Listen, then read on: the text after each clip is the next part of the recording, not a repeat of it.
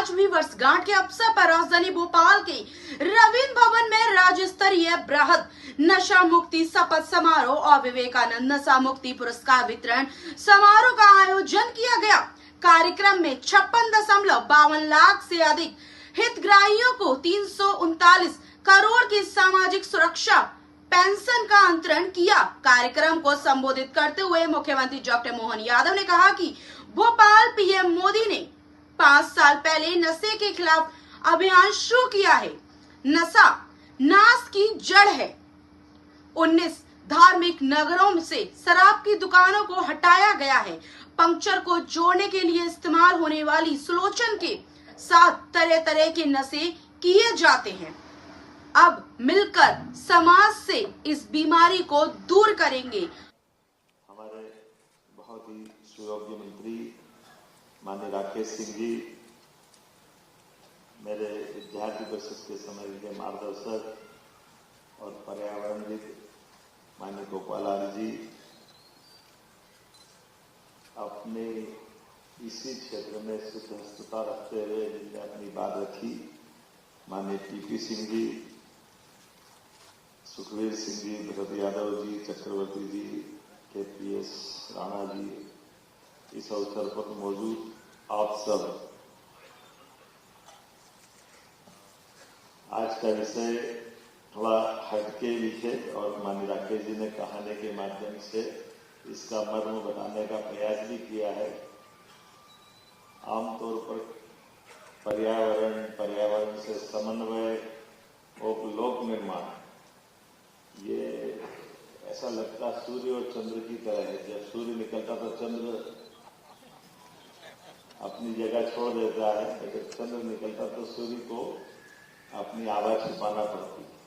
दोनों अलग अलग भूमिका में, लेकिन इसका सुखद समन्वय शब्द इसमें आया है।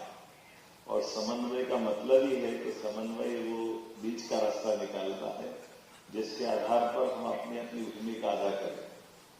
जब निर्माण की बात आ रही है और निर्माण में भी लोक निर्माण की बात आ रही है कि निर्माण के साथ कई चुनौतियां आती, और चुनौतियों में मैं जाने के पहले अभियंता की तरफ आपका ध्यान आकर्षित करना चाहूंगा, इंजीनियर शब्द की तरफ। तो इंजीनियर शब्द की तरफ जब हम देखते हैं तो इंजीनियर का अर्थ क्या है? तो इंजीनियर का अर्थ है विज्ञान, गणित और तकनीक। इन तीनों क्षेत्रों में समान रूप से जो सिद्धहस्तता रख ले वो अभियंता कहलाता है। ये हमारा जिसके नाते से आपको जाना गया है, ये उस मूल भाव की तरफ हमको जाना पड़ेगा। और एक तरफ जब आप इसमें देखते हो तो अभियंता को तकनीकी ज्ञान के आधार पर मशीनों, संरचनाओं, प्रणालियों, कई प्रकार की व्यवस्थाओं से अपने आप के ज्ञान कौशल के साथ उपलब्ध संसाधनों का बेहतर से बेहतर उपयोग करने की तरफ लगातार सतत रूप से वो ज्ञान को विज्ञान की तरह लेकर निकले। और इन व्यवस्थाओं से जब हम जोड़ के देखते हैं तो अब थोड़ा सा उधर अलग हटका है, जिसका आपने 170 साल पुरानी रेल प्रणाली को जोड़ करके राकेश जी ने बात करी। हमारे अपने कई निर्माण के, और वैसे तो हड़प्पा कालीन पुराने सिंधु घाटी सभ्यता की निर्माण की रचनाएं, उसमें जल निकासी के प्रबंधन, पुराने स्थापत्य के नमूने, कई प्रकार के आज भी अद्भुत चीजें हैं जो हमको दिखाई देती है कि हमारे यहाँ स्थापत्य का ज्ञान नया नहीं है, लेकिन ये परिस्थिति जन्य नहीं है, प्रकृति जन्य है। प्रकृति के साथ जोड़ करके ही देखा गया। अभी आपने डेम का उदाहरण दिया, राकेश जी ने सही कहा।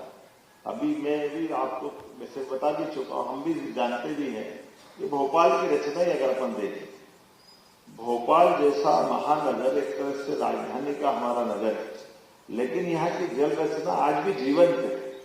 बड़े तालाब से पानी हमको पीने का मिलता है। बड़ा तालाब हमारे लिए सजावट की चीज नहीं, लेकिन बड़ा तालाब सजावट की चीज नहीं, लेकिन बड़ा तालाब बना कैसे? तो बड़े तालाब को बनाने के लिए जिस रचना का उपयोग किया गया वो आज भी हमारे लिए आधुनिक साइंस की दृष्टि से पुराने विज्ञान को ज्यादा मान्यता देने वाली कि आमतौर पर पानी की रचना जिसमें डैम में पानी भरना है तो पानी का डैम नदी की मुख्य धारा को रोक करके ही बनाया जाता है। मुख्य धारा से पानी पीछे रुकेगा, डैम बन गया।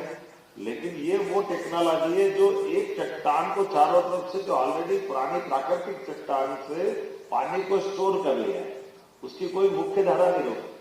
और उसका लेवल मेंटेन करने के लिए पानी जब ज्यादा आ जाएगा तो वीआईपी रोड पे कभी पानी नहीं पहुंच रहा है, क्योंकि कोलार की तरफ बहुत निस्तारीकरण की छोटी सी रचना है और उससे पानी का मेंटेन करके ज्यादा पानी हो गया तो पानी निकाल दिया, अदरवाइज वो पानी भरा हुआ, उससे आगे पीछे कुछ नहीं।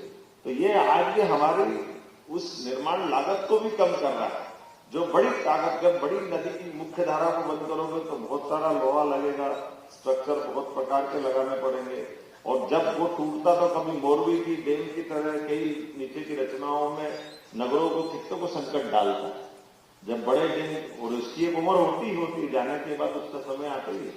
लेकिन ये जो हमारे निर्माण की पुरानी रचना है, ये रचना हमको आज भी उसी प्रकार से लालायित कर रही है, जिसको आज के संदर्भ में देखें। अभी अपने सामने देखते कुछ वैसे आप लोगों ने भी अच्छा प्रयोग किया है कि जंगल के जानवर भी बचना चाहिए, सड़क भी निकलना चाहिए। तो अब ये प्रयोग हो गया कि नहीं, ऊपर से पुल बना दो, नीचे से जानवर आने जाने का रास्ता रख दो। ये भी अभी नया सिस्टम चालू हो गया। हमारे टाइगर भी सुरक्षित, जंगल भी सुरक्षित, आवागमन का निर्बाध मार्ग भी चालू हो गया। ये तो छोटी सी बात, लेकिन सड़कों को भी ब्रिज की तरह उपयोग कर रहे हैं। ये जो आवश्यकता के साथ, पर्यावरण के साथ तालमेल करने, लेकिन निर्माण में लगने वाली सामग्री, उसकी मात्रा, उसका तरीका, ये तो चिंता का विषय है ही। हम तो अगर इसको गलत नहीं लेते, अभी से 10-20 साल 25 साल पहले तक मैं समझता हूं हमें से हर एक जिस घर गांव से निकल के आया है उसके मकान कोई आर्थिक से कंक्रीट के नहीं थे, लेकिन वो हर मौसम को, हमारे भारतीय मौसम को झेलने के लिए पर्याप्त, ठंड गर्मी बरसात, लकड़ी के और प्रकार के मकान करके कोई तकलीफ नहीं। और मकान बनता था तो पूरे घर वाले इकट्ठे हुए लग जाते थे। आज छोटे से छोटे गरीब आदमी का भी मकान बनाएंगे तो ये जो सीमेंट कंक्रीट के माध्यम से जो मकान बन रहा है, और कई बार मैं तो आपको भी देखना, मेरे गांव के अंदर तो आप भी इस बात को महसूस करते हैं कि हमारे यहाँ शहरी क्षेत्र में तो प्लाट काटते हैं, टीएनसी से कराया, नगर निगम या स्थानीय निकाय जो भी होंगे उससे सिलसिले के लगाते हैं, तो प्लाट साइज तो मालूम रहते हैं। लेकिन गांव के अंदर जब मकान बनाने निकलते हैं तो कोई प्लाट तो है ही, तो भूल ही जाते कि कितना बड़ा बनाना है। तो मकान बनाना कि गोडाउन बनाना मालूम नहीं पड़ता।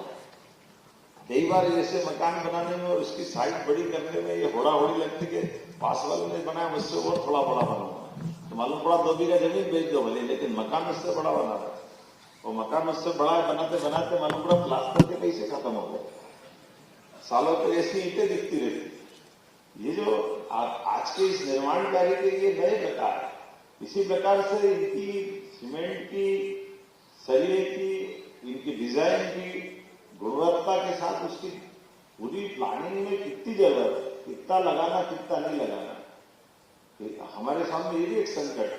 तो ऐसे आज के समय में, वैसे वो मैं जनरल बात बोल रहा हूँ, पीडब्ल्यूडी के संदर्भ में नहीं बोल रहा हूँ, क्योंकि पीडब्ल्यूडी के संदर्भ में आजकल तो बीडीसी अलग होगा, ये अलग होगा, तो मैं भी मुश्किल पर पड़ जाता हूँ कि मैं किसके लिए बोलूँ।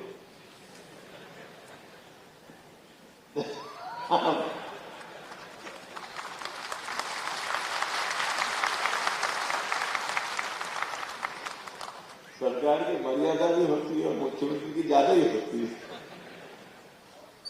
लेकिन समझदार को इशारा काफी रहता है। मैं जो बोलना चाह रहा हूं आप समझ रहे होंगे। ऐसे में हमने ये पवित्र भाव के साथ पर्यावरण और समन्वय निर्माण, लोक निर्माण विभाग के माध्यम से मैं मंत्री जी को बधाई देता हूं, पूरे विभाग को बधाई देता हूं। वाकई आपका बहुत सुंदर एक तरह से मन का संकल्प हुआ, और इस दृष्टि से हमारा ये बड़ा निर्णय है। पूरे देश की कई सारी राज्य सरकारें, कई सारे निर्माण के फील्ड डिपार्टमेंट अपना अपना काम कर रहे होंगे, लेकिन इस प्रकार के संकल्प से चलने से हमारी मन की शुचिता भी दिखाई देती है, हमारी ध्येय निष्ठा भी दिखाई देती है, और हमारे अंदर के अंतर्मन की इस भावना भी दिखाई देती है कि सरकार का पैसा तो है, लेकिन सरकार के पैसे के साथ साथ हमारे अंदर आत्मा बैठी है जो इस अच्छे बुरे का फैसला करती है, और आत्मा को परमात्मा से जवाब देना है कि वो परमात्मा के घर जब जाएंगे तो हमने किया क्या है, इसके जवाबदार हम ही हैं। मैं समझता हूँ इस भाव को भी हमको अंदर से महसूस करने की जरूरत है कि हमारे द्वारा किया गया कोई भी काम हमको भी तो अच्छा लगना चाहिए। जिसने दिया लिया वो बात की बात है, हम भी उसके लिए बराबरी के जवाबदार है। ऐसे में सरकार का बेहतर से बेहतर वो निर्माण की दृष्टि से, लागत की दृष्टि से, उपयोगिता की दृष्टि से और पर्यावरण की दृष्टि से सभी प्रकार से श्रेष्ठ हो जाए। और विटामिन की आपने बात कही, वो सही बात है कि वो हमारा मूल रूप से तो पेट्रोलियम का वो रॉ मटेरियल ही है जो वेस्ट की तरह था, काम ना था।